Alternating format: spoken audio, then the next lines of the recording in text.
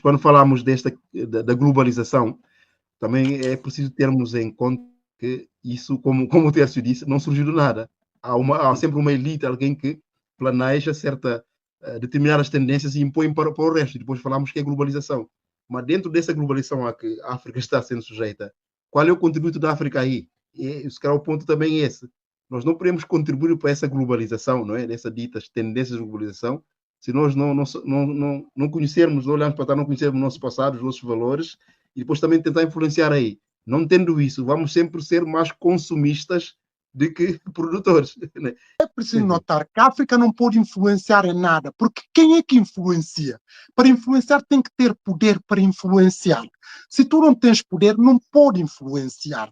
Logo, esquecemos isso, porque quem dita as regras normalmente é quem tem poder. Não, mas isso aí, como é que nós podemos ter esse poder, então? Para pelo menos não permitir... Mas isso que eu estava a falar logo desde o início, que é preciso criar um caminho de desenvolvimento, um caminho de transgovernativa, de índice de desenvolvimento humano, porque só assim que tu vais ser respeitado, que tu vais poder ter influência.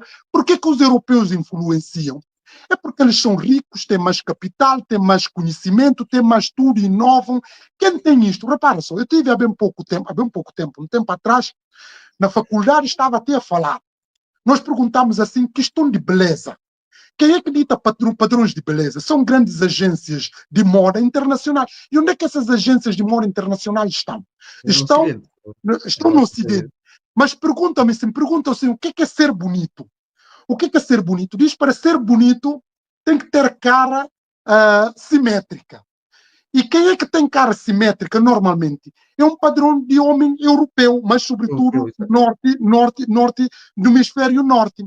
Agora, nota, nós que não temos cara simétrica, será que isso quer dizer que nós não somos bonitos? Não. Agora, é claro que isso influencia, porque hoje nós vemos, por exemplo, o homem africano, como olhava para a beleza, por causa dessa globalização, mudou.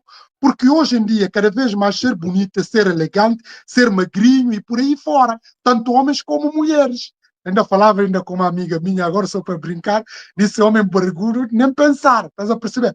Nós, os homens também, mulheres cheinhas, eram consideradas bonitas, mas hoje já as coisas estão a mudar. Por quê? Porque, por causa da globalização, as pessoas veem novelas, veem filmes. Quem são grandes agências de filmes e novelas? Influenciar, exatamente. Influencia. Logo, para tu influenciares, tu tens que ter poder. Vou só dar um exemplo. A África, a nível da geopolítica e geoestratégia mundial, a África é zero. Nos países dito Conselho Permanente das Nações Unidas, 5 países que têm poder de veto, a África não está lá representada. É claro que poderá me dizer, esses países são países ditos aliados que ganharam o processo da Segunda Guerra Mundial, a China depois foi integrada, mas nota só, por que a África não está lá? E digo uma coisa, olha, a África não está, porque a África não tem expressão. E digo-te já, até muitos africanos intelectuais que dizem que a África nem merece também estar lá. Sabe por quê? Não é porque essas pessoas são contra a África. Porque se tu meteres lá a África, que estão a dizer, nós já vemos como é que os países, mesmo grandes, como é que não estão comprometidos com a democracia, que não estão comprometidos com o desenvolvimento dessas coisas todas. Logo, voltando ao assunto que eu estava a dizer, para tu influenciares, tu tens que ter poder, tu tens que ter poder de condicionar. A África ainda não tem esse poder. Logo, a África tem que fazer um caminho. Nota só, nós estamos a falar ainda de pessoas que deitam e não conseguem comer, de pessoas que não têm o básico.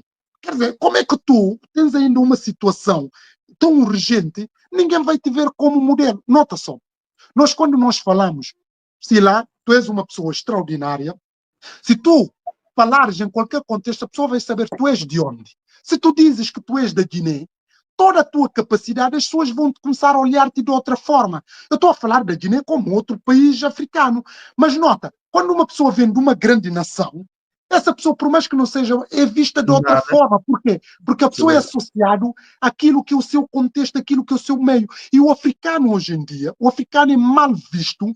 É mal visto por quê? Porque é um continente desprestigiado. Agora, as coisas podem mudar, mas só vão mudar quando haver realmente a África começar a apostar, porque nós temos riqueza, nós temos capacidade, mas é preciso haver transparência, isso que eu estava a dizer, dividir recursos do continente, porque quando isso começar a concretizar, as pessoas vão nos ver com outros olhos. Vou só dar um exemplo a título exemplificativo. Por exemplo, as pessoas, por exemplo, que são ricas, que têm condições, que têm condição, poder aquisitivo, essas pessoas, independentemente da sua cor, são bem tratadas, são bem respeitadas. Por quê? Porque a pessoa olha e diz, pá, essa pessoa é uma pessoa que é poderosa, tem poder, tem condições, tem riqueza, tem influência. Mas pode não ter só dinheiro, mas, por exemplo, se tu olhas uma pessoa que é uma pessoa altamente qualificada, altamente preparada, altamente na sua profissão, por mais que venha ter de um contexto, tu olhas e desconta. Por quê? Porque aquela pessoa sabe que não é uma pessoa qualquer. Agora, são esses caminhos que nós temos que trilhar. Logo, não podemos falar, por mais que nós tentamos vender aquilo que é nosso, ninguém vai acatar. Por exemplo, será que nós não cantamos bem? Nós não temos bons músicos.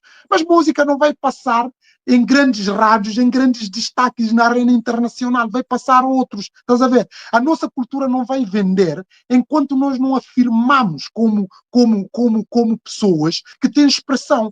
Agora, se nós estamos a ver ainda miséria, problemas, ditadura, ignorância, quer dizer, quem é que vamos influenciar em quê? Obviamente não é que não tenhamos coisas para influenciar, porque temos coisas boas. Por exemplo, isso é que eu estou a falar, domínio familiar. Nós temos valores familiares que os outros povos deviam aprender conosco, a nossa solidariedade, essa conexão que nós temos, e por aí fora, etc, etc. Mas por que isso não se consegue passar? Porque nós não temos expressão, e essa expressão, a pessoa só te respeita porque também tu, enfim, dás o respeito.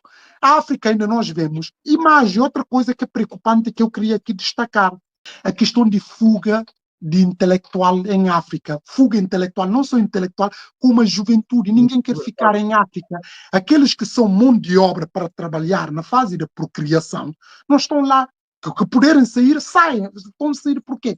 Porque não há uma forma de reter essas pessoas. Por isso, novamente, eu foco aqui a questão nos governantes. Esses governantes que vão criar caminhos para a África desenvolver. E esse caminho de criar a África desenvolver é apostar na educação, apostar na democracia, apostar na valorização da pessoa e apostar na transparência. Porque, nota só, imagine, como é que uma pessoa, por exemplo, no interior, vamos por um interior da Guiné, há muitas pessoas que saem do interior, falo da Guiné como podia estender-se em Angola e qualquer país africano.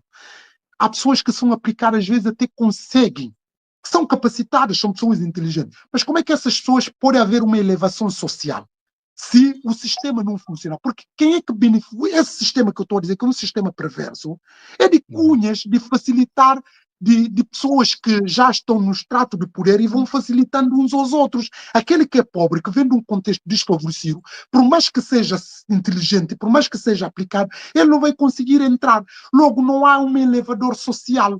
Esse elevador social, por exemplo, aqui em Portugal, uma pessoa pode vir do interior, se for bem aplicado, o sistema de concurso é um concurso transparente. Para entrar na universidade é um sistema de concurso. Na Guiné-Bissau, para entrar na universidade é concurso. Mesmo até que esteja capa lá concurso, quem vai corrigir, vai telefonar o outro, o reitor vai falar. Quer dizer, não há mérito. As coisas não funcionam por mérito, por conhecimento. Logo, é um sistema subversivo, um sistema que foi alterado. Logo, isso tudo cria entrave, e esse entrave faz com que a África não tenha expressão. Ora, o africano não tem expressão, vai querer imitar aquilo, porque, aliás, para nós, mesmo o próprio africano, o africano não reconhece aquilo que ele próprio tem. O africano acha que o que vem de fora é melhor.